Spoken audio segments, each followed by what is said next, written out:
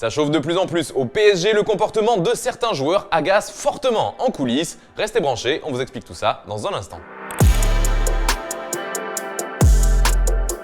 Bonjour à toutes et à tous et bienvenue dans ce nouveau JT Foot Mercato. Rien ne va plus. À Paris, la tension monte dans le vestiaire et les dirigeants parisiens sont mécontents. Plusieurs joueurs sont pointés du doigt, à commencer par Neymar.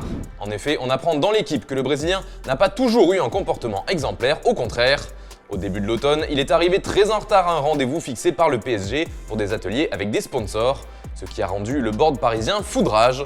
Oui, mais voilà, les patrons du club ont voulu le sanctionner, mais finalement se sont ravisés en craignant que ça fuite dans la presse et que cela fasse scandale. Sauf que ce laxisme agacerait dans le vestiaire, les coéquipiers du Brésilien n'apprécieraient que très moyennement ce traitement particulier. D'autant que d'autres scènes dans le genre les ont passablement énervés. Deux joueurs sud-américains de l'effectif dont les noms n'ont pas filtré ont refusé de s'entraîner sans l'accord du staff après une soirée un peu trop agitée. Autre nuit qui a fait parler en interne, celle du sacre du Ballon d'Or de Lionel Messi, car la Pulga et Leandro Paredes ne se sont pas entraînés le lendemain, prétextant une gastro-entérite. Là encore, ça n'a pas plu à certains membres du vestiaire qui trouvent que Pochettino comme Leonardo ne sont pas assez stricts et laissent passer trop de choses à certaines stars. D'ailleurs, une image pourrait semer le doute autour de ces tensions, c'est l'absence de certains membres du groupe à l'anniversaire de Kylian Mbappé. Le Français a fêté ses 23 ans hier soir et il a posé avec un maillot floqué 2050 au milieu des joueurs du PSG. Une petite blague de ses coéquipiers autour du flou qui plane autour de sa prolongation. Sauf que tous n'étaient pas présents autour de Mbappé comme Messi, Marquinhos et Donnarumma. Une absence qui peut aussi être expliquée par la programmation du déplacement à Lorient pour la journée prochaine. À propos de Donnarumma, la tension commencerait également à monter entre lui et Navas. La concurrence fait rage entre les deux portiers. Et s'il y a un homme qui est marqué par tous ces soucis, c'est Presnel Kimpembe qui voit comment les clans et les privilèges s'installent à Paris sans que les dirigeants n'interviennent. Le Titi parisien s'interrogerait de plus en plus sur son avenir, lui dont le contrat expire en 2024, et il penserait notamment à la Première Ligue.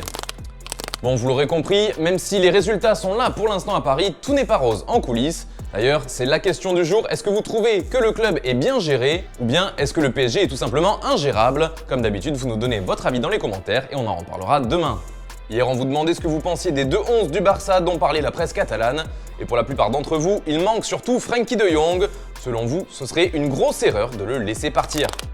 Dans le reste de l'actu, on retourne vite fait à Paris pour parler de l'avenir d'un autre défenseur, celui de Marquinhos. L'été dernier, Chelsea aurait fait une offre de 85 millions d'euros pour le Brésilien à la demande de Thomas Tuchel, son ancien coach. Proposition rejetée par le PSG car son capitaine n'est pas à vendre, d'autant que le club francilien aurait proposé récemment à Marquinhos de prolonger de 2 ou 3 années supplémentaires, ce qui ferait durer le contrat jusqu'en 2026 ou 2027. Pour l'instant, le salaire proposé n'a pas fuité.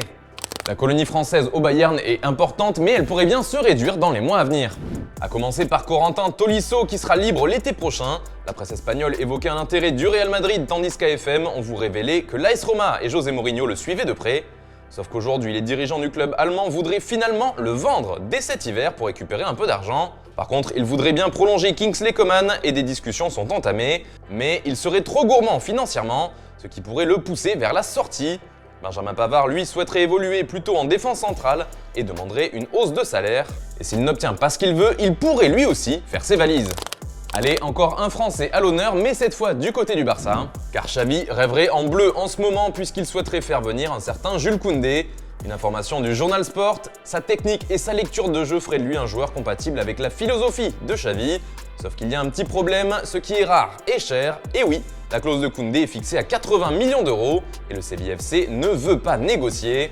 Et au vu des galères financières du Barça, ça s'annonce compliqué. D'ailleurs, le dossier de Ferran Torres, lui aussi, pourrait bloquer à ce niveau. Manchester City exigerait 60 millions d'euros, alors que pour l'instant, les Catalans n'ont pu monter qu'à 45 millions d'euros. Affaire à suivre. Allez, on termine avec l'image du jour et Ronaldinho, à 41 ans, il continue de nous faire rêver avec des gestes dont il a le secret. Il participait avec Romario à un tournoi de foot volley et il nous a encore éblouis avec sa technique.